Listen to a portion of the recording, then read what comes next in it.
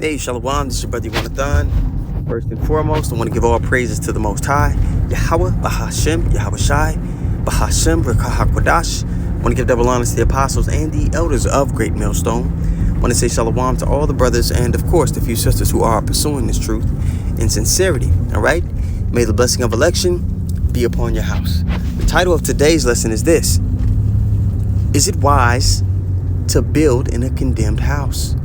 Now, you have many people who know they're Israelites and many who don't, who are trying to establish things and giving their time to things in America when it's prophesied in the scriptures that this place is to be destroyed. Now, do not get me wrong. There's nothing wrong with having a job and, trying to, if you can forge yourself if possible within the realm of not putting the ministry to the side. That's okay. But you have to keep the main thing, which is the ministry. We are to forward the will of Yahweh Hashem Yahweh Shai. So if you're, in the position of teacher or the head of a ministry, you shouldn't be putting gimmicks in the forefront and misleading believers that are coming in. They have to be told the truth. All right? They want to achieve salvation. And that pathway to salvation is not going to be something that's comfortable. The scriptures talk about those of the world during the time of the transitioning to, the kingdom of heaven and this devil's downfall. It talks about the people suffering straight things. It talks about that we will suffer straight things as well. The difference is that we will be equipped with the knowledge, wisdom, and understanding on how to navigate, and the gift of faith. You understand? So if you're truly genuine about the mission that we've been given, all right, the position that we're in to help forward the Lord's will in the earth, there's a particular, amount of time that you're going to give to the Lord's purpose. There's things that, are going to take priority in your life. And there's a way that you're going to build. You're not just going to build any old kind of way. But first, I want to establish that America is in fact prophesied to be destroyed.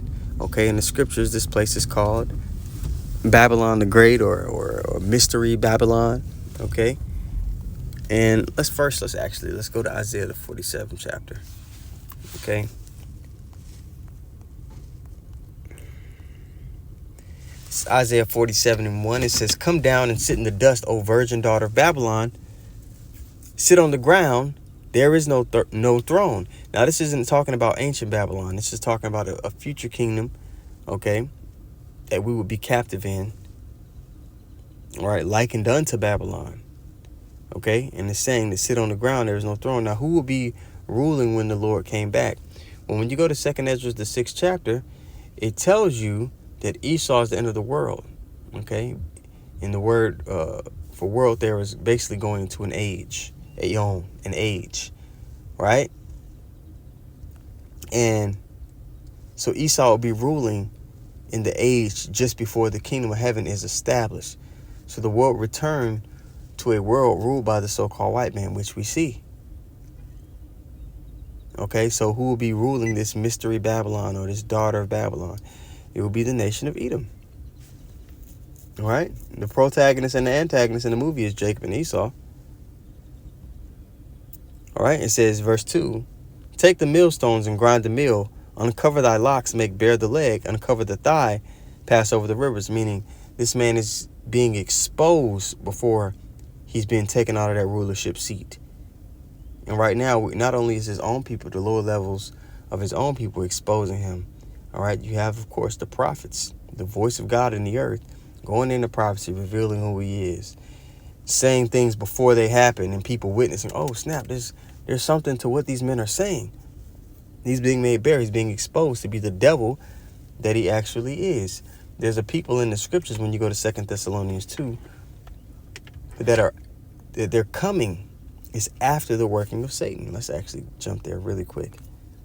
2 Thessalonians 2:9, and I actually verse start at 7 actually. 2 Thessalonians 2:7, "For the mystery of iniquity doth already work. Only he who now letteth will let until he be taken out of the way." Now, when this letter was written, who was in rulership during the time? The Romans were in rulership So what's being said here is the mystery of iniquity doth already work. It was a hint to who it is, who the wicked is. Verse 8, and then shall that wicked be revealed, whom the Lord shall consume with the spirit of his mouth. And this is detailed in vivid fashion in 2 Ezra, the 13th chapter. All right, the Lord coming with the fathership and destroying the armies of the nations with concentrated fire. And then shall the wicked be revealed, whom the Lord shall consume with the spirit of his mouth, and shall destroy with the brightness of his coming, even him whose coming is after the working of Satan with all power and signs and lying wonders. And that's the devil. That's the wicked. All right. Now, us knowing that this place is going to be destroyed, what fools will we be to be so invested in this place? You understand? The scriptures say, woe unto them that go down to Egypt for help. And our people have been in that spirit throughout the volume of the book. Even though the Lord is there, even though the solution to our problems as a nation is there, they still look to, the nations for guidance. They still look to the nations for an avenue to be in good standing in the flesh. All right? And the Lord he said it for the last time by way of his men this go around, that, hey, if you leaning on Egypt, you're through. All right, this is Isaiah 31:1. It says, woe unto them that go down to Egypt for help and stay on horses and trust in chariots because they are many, and in horsemen because they are very strong. All right, and they trusting basically in Esau's infrastructure, that they have a shot here. They still think there is an American dream. Okay, but they look not to the Holy One of Israel, neither seek the Lord. Right? That's why you hear terms amongst our people like, oh, we gotta buy back the block. Oh, these niggas, they talking about we gotta wait on the Lord. No, we gotta make something shake. We gotta make something happen. We gotta do this. We gotta buy land and da-da-da.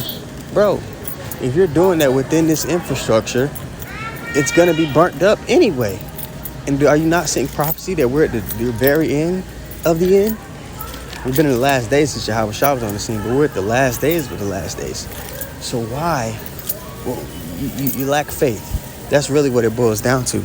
And those who lack faith aren't going to make it out of the destruction. That's what the Lord is looking for. The scriptures pose the question, when the Lord returns, it says, will he find faith on the earth? Let me get that really quick.